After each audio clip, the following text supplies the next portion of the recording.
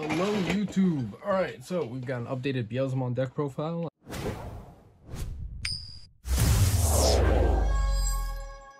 This will be the main build that I'll be playing throughout, probably EX3 format. Change the eggs. I'm going with a 4-1 split with this Digimon, the BT3 one, and one of the starter deck 6 Pokemon. I was considering playing the, I think it's BT8 Digimon, the one that when you trash a card, you draw a card. Or trash a card from deck. Not a bad card, but we're mostly going to be trying to pair our eggs with this Impmon. This is the main Impmon you want for the raising area. No calling from the darkness, or not no calling from the darkness, but it's at 1 now. But yeah, that's that hit kind of hurt a little bit, but it's fine. There's other cards we can play. I'm actually considering not playing any copies because in purple we have so many ways to grab back from the trash, so we just changed up the list a little bit. So we're gonna start off with our main rookies right here. Best Impmon. So we got 4 EX2 Impmon. This is the one that when you mill it, you mill 3 more. It's also our main searcher. So there's times when you'd want to play this out onto the field instead of this one, but you always want to, especially early game, you always want to see this because this facilitates a lot of your milling. So it's 4 of this, 4 of that. We've got 2 Gazimon, 2 Psychmon. I was considering playing a second Dracmon, but instead we're putting the BT6 Impmon back in. We cut this before, we're putting it back in. It's a way to grab back from the trash as well as put cards into the trash when we need them put into the trash. We've got 3 Dobermon. I think my last list I had him at 2 with you know, less calling from the darkness, or with only 1 calling from the darkness. 3 Dobermon is a great choice. We put 1 Kaiser Leomon, 1 Ginkakumon for Moat. These are you know, different things that we can use for our final swing if need be. And 4 of the Wizardmon. Wizardmon's our main champion. This is the guy that we would want to have underneath our Beelzemon or Balmon or whatever.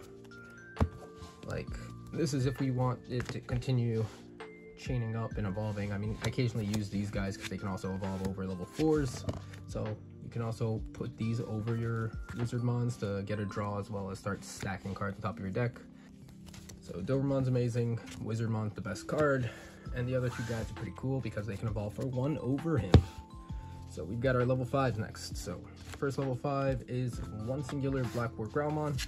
I mean, I could cut this for another, what is it called, Demonic Disaster, if not like a Revive from Darkness or something, but Inheritable is really strong. It's essentially a Demonic Disaster that I can cast for free as long as I have the body, and technically if we evolve into him in the raising area, we can actually set it up. 1 Skull Satamon because his Inheritable is amazing, honestly. So we've got 1 of each of these guys. You don't really need them. You could always just play more Balmons if you wanted to. I play 3 Balmon. I love this card. He summons out, you know, Beelzemon from the trash as long as we've got 10 or more, as well as every time we swing, he mills 3, and he's already 7k, which is pretty beefy. So most of the time, early game, like sometimes I just evolve into him in the raising area, bring him out turn 2, and just beat over different things that my opponent has on board suspended already. So he's a great card for removing bodies or threats, as well as just to bring out a body or a threat. So that's it for our level 5s. For our level 6s, we play 1 of the new BT10 Beelzemon. We also play 2 of the original Beelzemon. And if we play a bunch of Impmons, we're gonna want to have this Beelzemon in deck no matter what. So we could play him at 1 copy. I think that's not a great idea, considering there's a lot of times that we may not have access to a level 4 or level 5, and we do have this in hand, and we have an Impmon on board, so we can just be like, how many in trash? 40? Okay, cool. Evolve for 4. You know, pop a dude. It's not a bad play. There's obviously sometimes better plays. I'm just gonna throw that out there. He's not as good of a target to pull from trash, and he does not exactly do anything aside from pop a level 4. While this Beelzemon, on the other hand, we max out on him because he does a lot of stuff. He does everything we would want and more. If he's milled, he summons an Impmon for free, right? Look at this beautiful card. So like I was saying, if he's milled, he pops a... No, he doesn't pop when he mills. If he's milled, he summons an Impmon from the trash, any Impmon we want. So So that's cool. And when we attack with him, he trashes 2 cards and pops a level 3, and then for every 10 it goes up by a level. So we max out on this guy because he's one of our best mill targets. He's also one of our better call targets because this guy's useful, but in the long run I feel like this guy's better. But I honestly also like the fact that we get his win attacking effect also when we digivolve. So all around, this Beelzemon gets like, I don't know, 5 gunshots or something. I don't know. How do you rate a Beelzemon? So anyway, that's it for our level 6s. We move on to level 7s. We play 2 blast modes. I like blast mode. I love blast mode. I want to put a 3rd blast mode in. I think I have. It's back in the binder, isn't it? All right, yeah, I got another alt art that was in this deck at one point. This card's great. You mill it, you pop a dude. You evolve into it, you pop everything that your opponent has that's, you know, the highest level. So it's cool. It's also swings for pretty much all your opponent's security. We need this in the grave, so we obviously play 2 because we need to see at least 1 in the trash at any given time. And we also play 2 Death Exmon because it's the BT10 Beelzemon, but just better. Like, this is the budget version of this guy. So yeah, and he can also go over our Beelzemons, which is, I guess you could say, a bonus. Next, there are tamers. We've got triple Iron Mako. Iron Mako facilitates a lot of things. It's also our memory tamer. So we play 3 of this one. I'm really excited for the new one that'll be coming out with the Beelzemon starter deck because that does so much. It's like Cool Boy, but better, you know? Death the Cannon. Decided to put 1 of these in. It's essentially our out to Death Exmon because you can get to 10 easily, which allows us to pop a level 7. Outside of that, you can just pop level 6s with it, I believe, or does it, or lower. So never mind. So yeah, once you hit 10 in trash, this can pop anything. So it's our emergency removal. It's our breaking case of fire thing. All right, Death Slinger, which we played 3 of. I was considering a 4th. In certain matchups, you won't need the removal. You're not like everything else that you do should help facilitate removing everything off the board.